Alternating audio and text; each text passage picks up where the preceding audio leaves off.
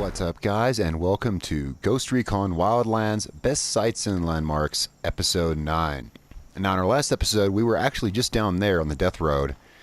And if you follow the Death Road in Montepunku, if you follow it all the way down here to the end, you will come to this place right here, the Klaus Barbie House. Now, what's interesting about this place... First of all, there is a Kingslayer file here, so if you are a collector of Kingslayer files, then you may have already been here. Now, when you first come here, let me see if my squad remarks. When you first come here, your squad will remark when you get to this building. Okay, they didn't say anything. When you first show up here, your squad will remark on the fellow who used to live here. His name is Klaus Barbie, and and this is all actually true. In real life, he was an SS officer during World War II, named Klaus Barbie, who after World War II, of course, was wanting to escape punishment for being a Nazi, and he was recruited by U.S. intelligence, as were many former Nazis. You got to understand that in the years following World War II, there was a humongous communism scare in America, huge, really bad, and the U.S. intelligence actually recruited a lot of former Nazi officers because they were so paranoid about communism taking over. So anyway, that said, Klaus Barbie was recruited by U.S. intelligence, and he was later relocated to Bolivia. Now, that's all true. And so this here in the game is representation of him. And I guess that's supposed to be him right there. It says Cholo Boliviano.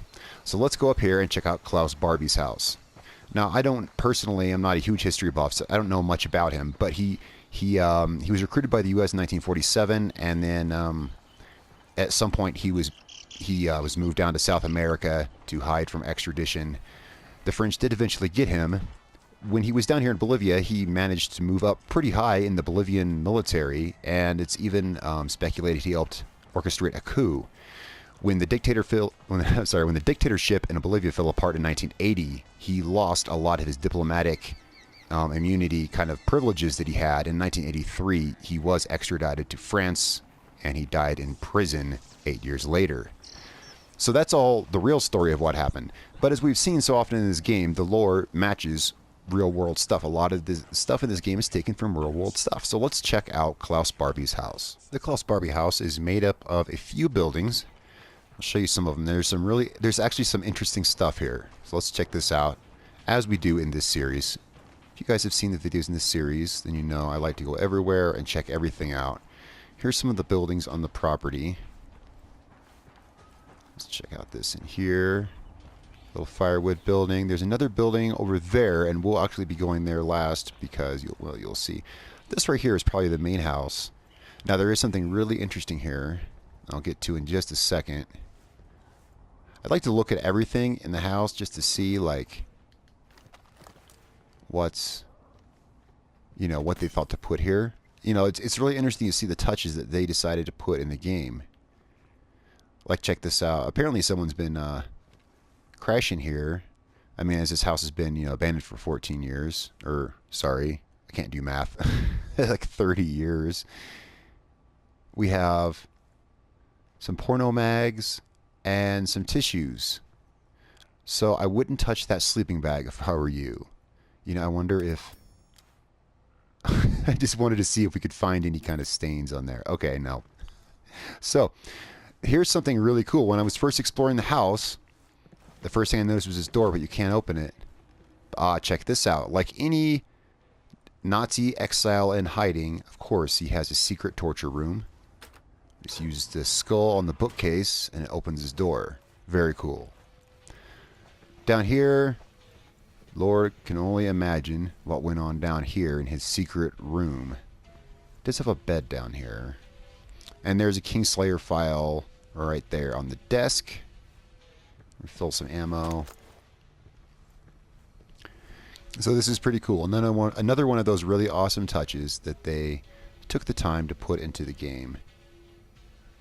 So apparently he had a little library down here. I actually did look at these pictures and there's nothing. I thought maybe he'd have like a picture of Hitler or something. No, there's nothing interesting in these. I actually came down here and looked at absolutely everything, and there's nothing really of note. It's very cool. Now, this goes to a hallway,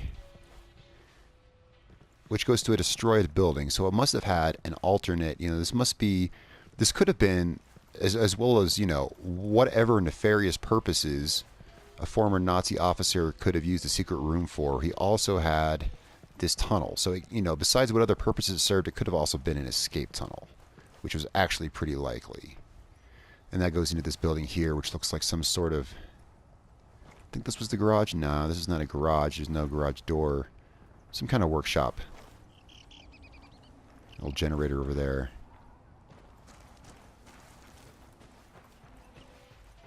So I think this is all very interesting.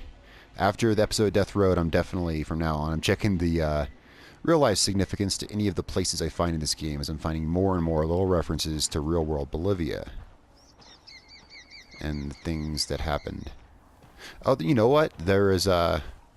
You know, I said there was a Kingslayer file, and I totally forgot. Let's check it out. Klaus Barbie.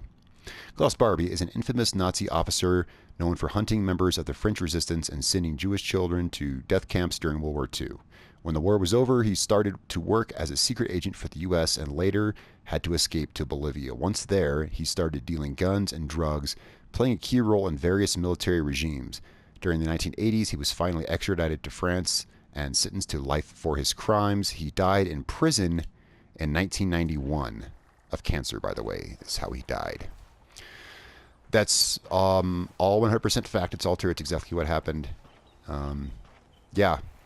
He became quite the major player down here in Bolivia in the military and got involved in some dictatorship. And so that's very cool. Very cool, guys. A little real-life history right here in Ghost Recon Wildlands.